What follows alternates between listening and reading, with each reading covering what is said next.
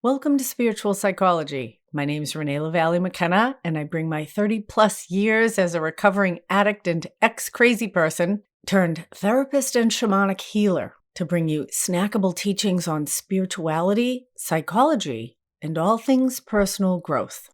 And today I want to talk about living your dreams, and actually the idea that we must live our dreams if we hope to be fulfilled and happy in this lifetime. Now, I can't guarantee you're going to get everything that you want, but our deepest desires, our highest aspirations, and pursuing or participating in the things that bring us joy, that's the compass or instruction manual that we get on a soul level. And if we follow that instruction manual or compass, it will take us to a new place. And we may get a new instruction manual, or our compass setting may shift a little bit, or even a lot. But life is a verb and living is a flow. And it is usually our resistance to the life flow that causes us suffering. And aligning ourselves with it will bring us peace, presence, connection, and happiness. And some people have a sense of their highest good, their dreams and goals, and they're able to just set it down and pursue it. Arnold Schwarzenegger, Madonna, Martin Luther King, although certainly they've had twists and turns along their path. I've lived long enough to watch both Madonna and Arnold Schwarzenegger set proclamations or goals for themselves and achieve them over time. It's quite impressive. Martin Luther King Jr. was, of course, one of the most prominent leaders of the civil rights movement from 1955 until his assassination in 1968. And he was the son of a civil rights activist and minister, Martin Luther King Sr. So his compass setting seemed pretty clear from birth. And many people like myself have a much more complex and winding road to get to even know what our goals and dreams are. And that's often what a lot of what you might call stage one personal growth work is about. Just discovering who we really are and what we like. I remember when I first got clean and sober, I had been such a chameleon for so long, adapting myself to whatever social circumstances I was in. I might dress differently, talk differently, even order different food. If I was out on a date, I might order a salad because that's what girls do. If I was out with my best friend and compulsive eating partner, we were fat girls together, I might get a cheesesteak and a couple of beers. I might watch my language and use 75-cent words if I was with some college-educated intellectuals. Or I could swear like a trooper and hand out what we called rations of shit if I was drinking with the boys. And I remember going to a diner with my first boyfriend when I was in early recovery. He was a very kind and generous person. We're still friends today. And this was a diner on Southern Artery in Quincy, Mass. And it was one of those places that had like 50 pages in the menu. Oh my God. You could get everything from breakfast to a full turkey dinner, 24 hours a day. And we sat down at the booth and he said, "I'm paying, order what you like." And I thought, what do I like? I don't know what I like. It was quite disturbing, actually. I had been so used to adapting myself to circumstances, wearing different masks depending on the situation I was in. I'd become so disconnected from my true self, I actually didn't know what I liked to eat. In fact, I was so distressed by it, I had him order for me. It wasn't a memorable meal, so I don't remember what he ordered. But I remember very clearly the awareness of lack of knowledge of my own authentic self. There was things I was good at. There was things that other people wanted me to do for them. But what did I like? What made me happy? Whoa, that was a completely new perspective. And it became clear that of all the dysfunctional relationships in my life and things that needed repair, my own relationship with myself was probably the most damaged and underdeveloped. And there was a couple things I started to do that really helped me develop that relationship with myself. And the first one was journaling. And since my early 20s, I've been an avid journal keeper. And I may go periods of months where I don't write, but particularly in times of great change, it is an incredible resource for clarity, processing, and inner guidance. And at first, when I started journaling, I was writing as if somebody was going to read it. I was still performing for other people. But over time, this inner voice grew and a dialogue between the different parts of myself. And over time, just like my relationships with the men and women in my life improved as I became a more honest, open, willing, and mature person, concurrently, my relationship with myself has improved. And for me, journaling has been one of the keys of how I spend time with myself and have cultivated my own healthy internal relationship. And the second thing I did and continue to do, which has grown out of that journaling practice, is to play and experiment and try new things, to take risks and see what I like. And there's been a lot of what I call negative learning in my life, particularly in relationship and at work, romance and finance, two big areas where most of us could use a tune-up or some new parts. And learning the things I didn't like was really important. It started to narrow the field, give me a sense of those compass settings that might suit me best. So, for example, I had tremendous trouble keeping a job. I only got fired once, and it was from the very first job I had, cleaning hotel rooms at the Boston Motel. I was 13 or 14. Oh, and we all used to steal from those rooms, change and packs of cigarettes, weed, if people were stupid enough to leave it in the room. And a bunch of my friends and I all worked there on weekends cleaning these nasty hotel rooms, and we all got fired at the same time. So although I don't know if I did anything specific, we all deserved to get fired. And subsequent jobs, I just quit before I got fired, often before I was even fully trained, because I hated every job I worked at pretty much. And I thought I had a problem with work until I started to work for myself. And I realized I don't have a problem with work. I have a problem working for other people.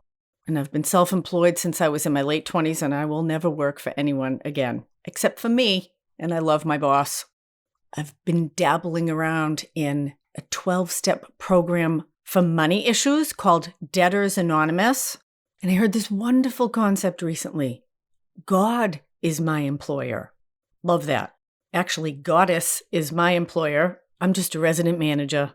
And I try to check in with the boss as much as I can to find out what I should be doing.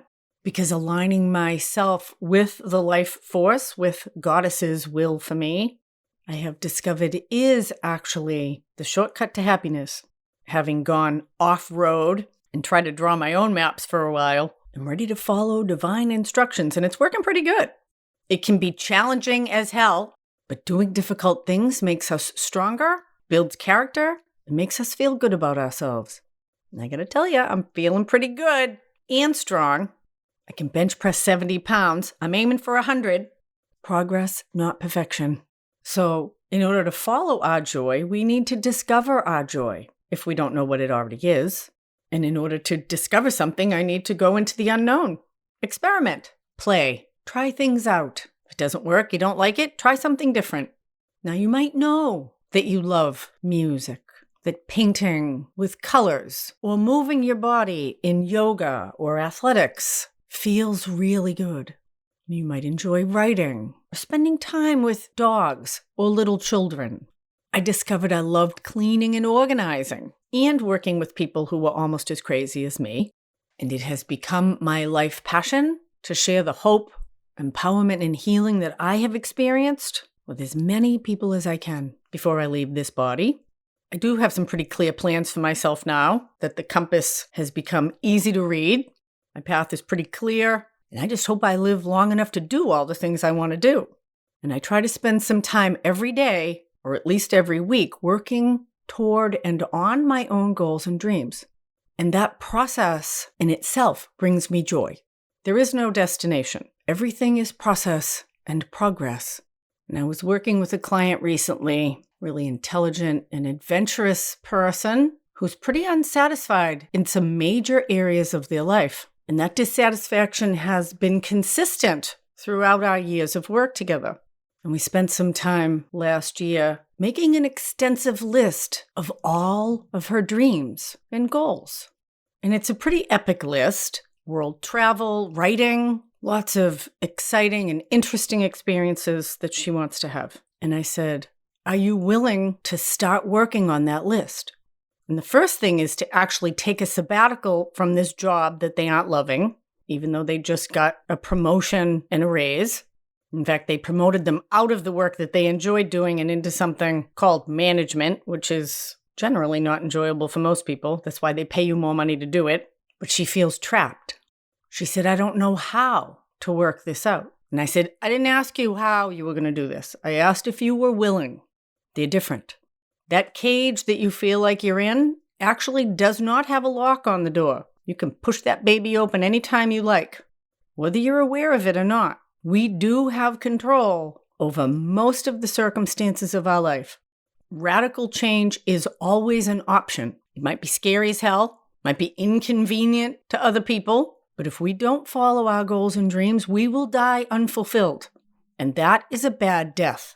And there are many traditions that will say the moment of our death is perhaps the culmination and the most important moment of our life. And the only one you have to please at that last moment is your true self. And if you want to please them, it might be good if you know who they are, what they like, and what brings them joy. And you might want to get to work on that. We have a culture that tells us how we should live. A house, a car, 2.5 children, a dog, a spouse. Been there, done that, don't regret it. But it's doubtful I will ever climb into that particular box ever again in my life. That was a particular stop on the map. And now my joy and fulfillment is bringing me other places. Because life is always changing. My kids have moved out. The dogs will die. The house will spring a leak. Now it's important to know when to stay and when to go, how to follow the map. But if you're depressed, anxious, unfulfilled, if you think it wouldn't be too bad if your car ran off the road and your life ended right now, oops, I'm going to tell you there's something deeper going on. And it's your responsibility to get the support and resources to dig in and find the deeper truth about yourself. And often that truth is that we need to be putting our time, effort, and energy into living our best life, into following our dreams, to squeak that cage door open and step out into the world and discover and express our own best self. So take some risks. Experiment. Be playful. Ask yourself, what brings me joy? What would I do if I had no fear or unlimited resources? And I'll tell you that we do have unlimited resources because we are children of the universe, and she will always rise to meet and support us if we are willing. We don't need to worry about the how. The gods and goddesses figure that out for us. Thank you so much for listening. If you're interested in checking out some of my spiritual psychology work in a group setting, I'm doing free workshops on Insight Timer almost every week. And there's a link to my Insight Timer profile in the show notes. This Wednesday, January 25th, I'm doing a very powerful talk and guided healing visualization around healing abortion. Recovering from the emotional, spiritual, and energetic experience of abortion is important and possible. Join me in a safe and sacred space to bring forgiveness, peace, and compassion to this often secret wound. And that's Wednesday, January 25th, 3 p.m. Eastern, noon Pacific, 8 p.m. GMT. Wednesday, February 1st, also on Insight Timer, will be Finding the Golden Child. This is an aspect of our authentic self that's connected with the unique gifts, talents, and life energy that we are meant to bring into the world. The Golden Child will empower and revitalize you on all levels. It's an excellent place to start in living your dreams. So that's Wednesday, February 1st, also at 3 p.m. Eastern, noon Pacific, 8 p.m. GMT. And Wednesday, February 15th, you can join me for Transforming Trauma. Powerful talk and guided inner journey where we will bring the wounded parts of ourselves out of suffering and into the peace of the present moment to be loved and healed and to receive the compassion and care that they have always needed. If you'd like a free download of the first chapters of my book, Allies and Demons, Working with Spirit for Power and Healing, there's a link also in the show notes. And if you'd like to find out more about how a block of spiritual psychology work might benefit you in your life, or learn about my year-long mentorship program, shoot me an email, info@reneemckenna.com. Deep gratitude to my supporters on Patreon and through this podcast. Blessings on your path until we meet again. This is Renee LaValle McKenna for Spiritual Psychology.